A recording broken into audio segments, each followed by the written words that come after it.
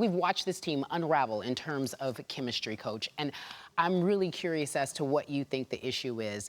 This team was once considered the only real feasible threat to the champs, which would be Golden State. What is the problem here? Well, first of all, we have to consider the possibility that maybe they're just not as good as these other teams. Maybe Boston's not as good as Milwaukee, Toronto, Philadelphia right now. Those teams are all playing great. Their talent's at least as good as Boston's. So that's something that we've got to consider. Then the second thing is when we talk about a team not being connected, it's that everybody has their own ideas on how things should be done. That's never going to work. Even if you're a guy who thinks you have a better idea, having everybody have different ideas will never work in terms of bringing a team together. All right, call me Captain Obvious, but I'm going to state what most people are saying outside looking in. Last year, they were fine without Kyrie. This year, Kyrie is really in the mix, and he's even admitted there's been some issues for him in terms of trying to make this all be cohesive.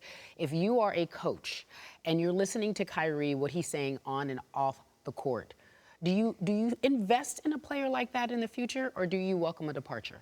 Well, he's a great talent, and so I think he is somebody you want to invest in. But he's trying to learn how to do this, too, and how to lead.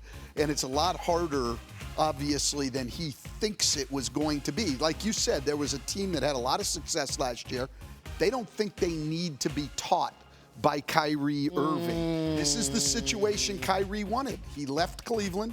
He wanted his own team. It's time for him to step up and prove that he can lead a team to great success. They were in the conference finals a year ago. Can he lead them at least that far? That's the challenge to Kyrie Irving. How about that cliche, the grass is not always greener, right? Absolutely. You're looking over there and you're thinking that's what you want? Okay, you got it, my friend. Be better about it. Meanwhile, I have to ask you this. He says, talk to Brad Stevens. That's up to him. Do you think that this coach with this team, I mean, anything is possible, but can he really turn things around? Oh, absolutely. Brad's a great coach. Here's what needs to happen with the Celtics, in my opinion. They've got a lot of guys that want to speak out right now, a lot of guys voicing their opinions on what's wrong. Instead of trying to lead right now in this moment, they need to be followers, and they need to follow Brad Stevens. They need to listen to his message and execute what he wants done on the floor.